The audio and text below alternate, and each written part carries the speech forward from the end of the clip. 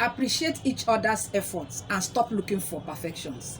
One of the reasons why marriages fail is because couples look for perfection from an imperfect being. My name is Sandra Ezeji Anyaele. I am your Marriage Foundation reality coach. I want to thank all those that have subscribed to my YouTube channel. I want to tell those that have not yet subscribed, please, what are you waiting for? Subscribe to my YouTube channel because this is a life-changing channel. Today, I want to talk about the major reasons why marriages fail.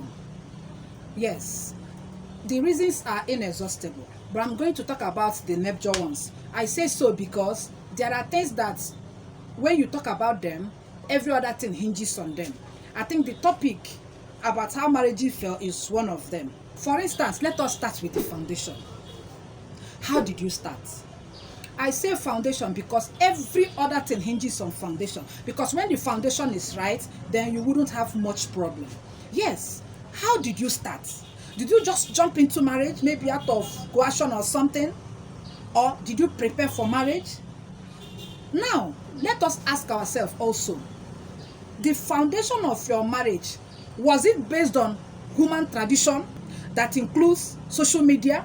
Or was it based on the originator of marriage, that is God? As much as I don't want to turn this channel into a religious channel, I still want to bring out the fact that it was God that instituted marriage. So whatever thing we want to do, we should still go back to the originator of marriage. Yes, that is the foundation. When you are also talking about the foundation, you talk about things that you saw in the foundation. Some of the things you saw in the foundation, did you work on them? Did you overlook them? Or did you say, when we get married, I will do something about them? Or when we get married, I'll have to change this man, or I'll have to change this woman. So the foundation is key. The foundation of your marriage is key. And every other thing hinges on foundation. Because it is from that foundation that you now talk about, does he love me? Yes. Does he beat me? Yes. Does he give me money? That is why I said every other thing hinges on foundation. Having said that, let us now itemize them. Let us now pick money, for instance. In every relationship, if care is not taken, marriage brings about divorce. Marriage brings about major quarrel. Ask yourself, I am about to get married. Do I have anything to bring to the table in terms of finance? Or am I hoping on the man to do everything? It could even be vice versa. Some men also hope on the woman to bring everything. Yes, it's happening now. Unfortunately, some men still depend solely on the woman they want to get married to. So let us not talk as if it's only about the women, thinking that the men they are going to marry will do everything. It could also be the other way around. What are you bringing to the table in terms of finance? Finance plays a major role in marriage because you need money to do most of the things that are needed to do in your home. You need money. So we don't have to rule out that fact. In marriage, both of you should think about who should be managing the finance. How many percentage should we set aside? How much should the wife bring? How much should the woman? How much should we set aside as a family? What are our family goals? What are our financial goals? These things are important. Don't close your eyes to it. Don't say, when we get to the bridge, no, talk about it. Money is very important. Some people are spend freaks, while some people are savers. Then when you find out that maybe it's the man or the woman that is a spend free, then you know that the finance of the home should not be entrusted in the person's hand. Then if it is the woman that says, know that it is not the woman that will handle the finance. Don't hide it. Talk about it, because as you are starting, you just did your wedding and you think everything will be, flowing like that. It is at that point that you talk about who will handle finance. How are we going to spend our money? What are your financial goals? What are we supposed to do? Did we set aside money that we'll use and solve our problems? Because to tell you the truth, problems must come and you keep spending money.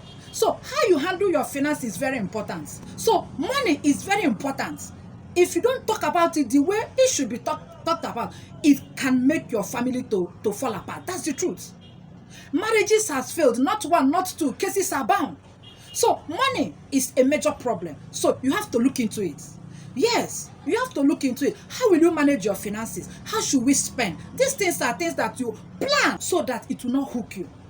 There's a way that the thing will hook you. The only thing you can think of is an escape route. Yes. So that is why you talk about it. That is why, as a married couple, as a newly wedded couple, you talk about it. How should we handle our finance? Who should be the one in charge of our finances? Yes. Should we have a joint account? How should we be spending money? And by the time you tell yourselves how you want to be spending your money, you know, even when an external, maybe extended family member comes around and it is not part of what you people have discussed, you know how to handle it. So money plays a very important role in marriages. So you should know how to handle it. Another major reason why marriages fail is this: conflict. Conflict is a major source of marriage failure because some people don't know how to handle it. Yes, you can fight, but resolve it. Anybody telling you that you will not quarrel, the person is deceiving you. Anybody telling you that there will not be argument, the person is deceiving you. But the big question now is, how do you resolve it? Yes, because after all, there is a healthy argument. A healthy argument makes room for your voice to be heard. A healthy argument makes room for both of you to know each other more. Yes, because both of you don't know yourself. You just married, that brought you people together. So you keep learning yourself. You keep learning yourself. Over time, you understand each other more.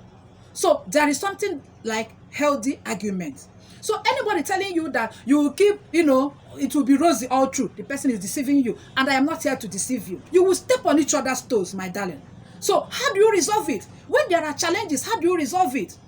So your ability to fight and resolve is key. Because if you don't know how to do that, it can bring about problems that, if left unresolved, your marriages will fail. And I don't want your marriage to fail. That is why when there is conflict, handle it well. Handle it amicably. Yes, and resolve it amicably too. Another thing I want to mention is routine. I say this routine because it's a major problem. Sometimes, because we are married, we tend to overlook certain things. We can be so engrossed with our work. We can be so engrossed with our child, maybe a newborn baby. We can be so engrossed with, family and friends, that we overlook ourselves. You go to work, you come back from work, you go to the kitchen, you cook the meal, you people will eat, and that is it. No! There is something they call me time, our time. Let us still keep the fire burning. The fact that we are married doesn't mean that we should just leave it just like that. You have to keep watering the flower if you want the flower to flourish. So also is your marriage. So don't be so engrossed with your work. Sometimes people, even from the office, they bring work home. The next person, the spouse, they are not even considering the spouse, because they brought job home. They brought their work home, sorry.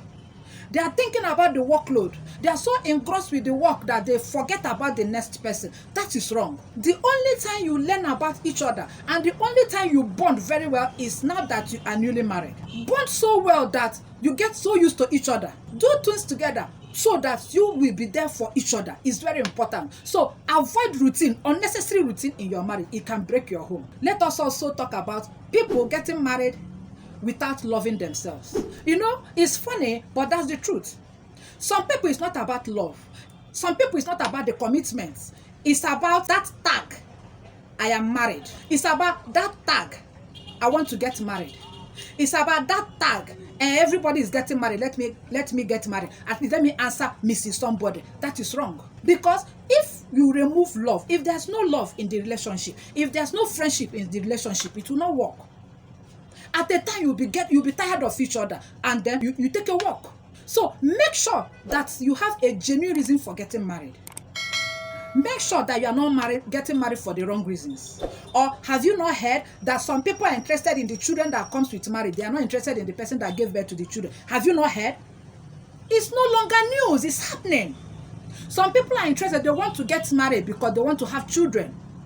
In fact, some people, by the time you give birth to children for them, they will, start finding fault so that you leave them. Or they will even tell you that they are not interested in the marriage again, and they will take custody of the children. It is happening. So don't get married for the wrong reason. If you know that this person is not the kind of person you want to marry, or if you know that this person is not going to help you fulfill your purpose, why marry the person? Leave the person. Another person that they will gel, very well, will marry the person. It's as simple as that. So don't marry for the wrong reason, please, because you will end up leaving the marriage, and it is not good for you. I keep saying that a broken relationship is better than a broken marriage. So instead of answering a divorcee, or instead of leaving your home, it's better you don't marry the person. Nobody is ruling out the fact that there won't be, hitches here and there, but then, how do you take them? Do you love this person enough to marry this person? Do you love this person enough to stay with this person? Is a very pertinent question that I want you to think about. If you don't want your marriage to fail, then don't marry for the wrong reason. I want us to also talk about lack of preparedness. Some people, the idea of getting married is so sweet, but they are not prepared. Being prepared does not mean packing your loads, going to your husband. That is not what I mean. Being prepared, developing yourself. Be developed and not desperate for marriage. Please, my darling. You don't have to be so desperate that anything that comes your way, in the name of a man, in the name of husband, you marry the person. It is not good. Because you get so bored, you get so frustrated that you just say, I am not marrying again, and you take a walk, and that is not good for you.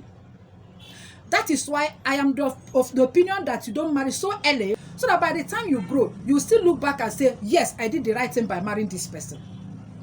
I am of the opinion that you don't marry so early. Develop yourself, know yourself, understand yourself, know the things you want before you get married, so that you don't make mistakes. Yes, it's very important. Another major reason I want to talk about is setting unrealistic goals about marriage.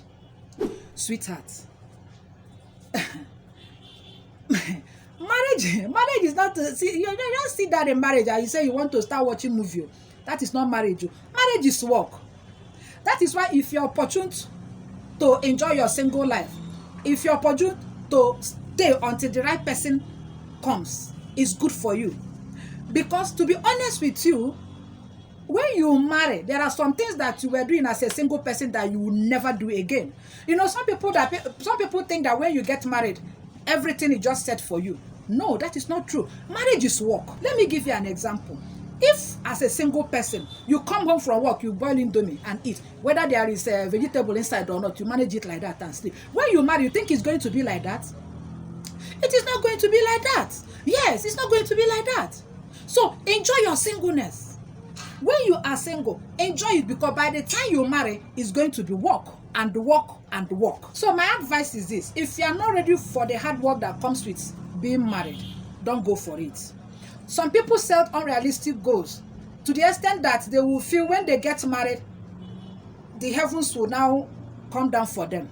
Some people feel that when they get married, all their financial problems will be met. Some people think that when they get married, their family's problem will be met. Some people think that when they get married, that house that their father was not able to build, that their husband or their wife will build it for them. That is balderdash. Don't set unrealistic goals for yourself. Marriage is not like that. If you set unrealistic goals for your marriage, you'll be disappointed, because those things you're not gonna see them. And you'll be so unhappy that you will decide to take a walk. Don't set unrealistic goals. Or don't say, because I'm suffering in my parents' house, let me get married. By the time I get married, the suffer will reduce. No, don't be surprised that the suffering might even increase. Because it is assumed that somebody that is married to a reasonable extent, your life is now better. They think that marriage is an escape route. If you have financial problem, that when you marry, the husband, the husband will be giving you all the money you need, and then you'll be sending the money to your family. It is not like that. Marriage is not a problem-solving institution. It is not. So when somebody wants to get married to you, ask yourself, am I ready for this? Or I want to get married, and after 1 year or 2 years, if I'm not seeing what I wanted to see, I will take a walk. Ask yourself that question. Then ask yourself again, if I want to help my siblings, what if I marry this man? Or I married this one. This one also has responsibilities that comes with him or her. What do you do? Or are you, as a wife, you are going to tell your husband, please set aside those ones that you are doing. I have come now. It is my own problem that will be solving. It doesn't work like that. That is why I also say, please get something doing. Don't tell me you just finished from school. Don't tell me you're a housewife. Don't give me that bullshit. Look for something and be doing. If not, your marriage will fail, and I don't want your marriage to fail. Let me quickly cite an example. As a first degree, when I got my first degree, I've always loved working with my hands. I've always loved handwork. I've always loved it, yes. And maybe because of where I'm coming from, I told myself that money is not going to be a problem in my marriage. That's why I work extra hard. I say, no matter who I'm getting married to, even if it is the president of this country, I want to get my own money. When I was supposed to serve, my baby was just 7 months old. I traveled far away to go and do some courses. I went with this, my baby girl. Do you want me to shock you? I was not waiting for my husband to give me money because it is what I had in my mind. I saved up for it. I did not say he did not support me, but I had my money.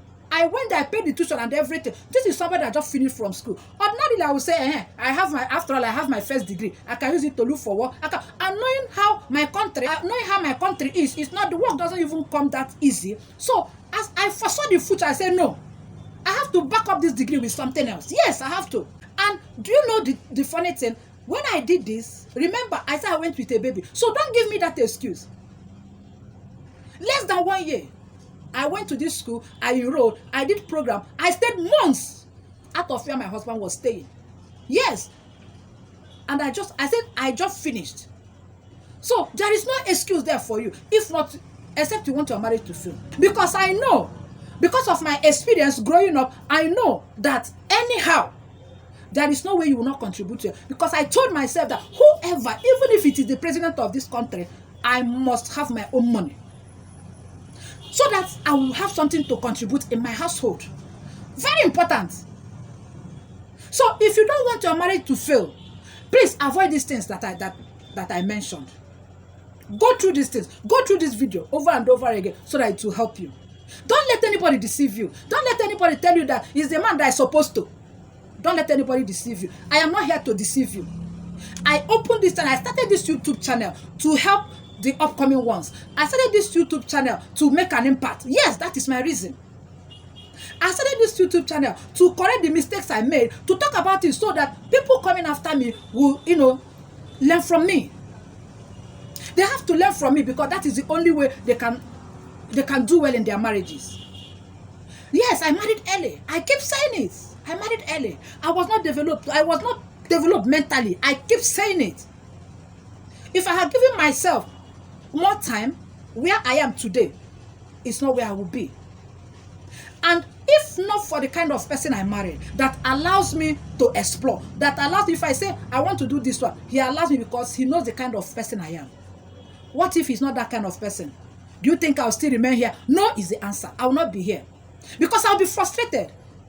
When you marry early, at a particular, you grow to the point that you feel, hi, what did I put myself into? Hi, what am I going to do? Hi, you keep, thinking about. But if you are fortunate and the person you got married to allows you to still do the thing that you wanted to do, is a plus. But what if the person does not allow you to do the things you've always wanted to do? What do? You take a walk. So please, before you even start, because it is very dicey, before you even go into that marriage, go through the things I have mentioned. Please, I want you to have a joyful home. I want your marriage to be successful. And I want you to bring something to the table. Yes, that is what I want for you. Please, help me achieve this my mandate of seeing marriages succeed. Please, I am begging you. If this video has made sense to you, please give this video a thumbs up. Subscribe to my YouTube channel. Share this my video. Like this video so that, share it so that as many people as possible will get this message just as the way you are getting it. I am pleading with you. It will give me joy, greater joy, to see as many people as possible going into this beautiful union called marriage and going into it with the right mindset. Yes, with the right motive too. Don't rush in, because if you rush in, you might rush out. And I don't want you to rush out. Please subscribe to my YouTube channel. I'll see you in my next video.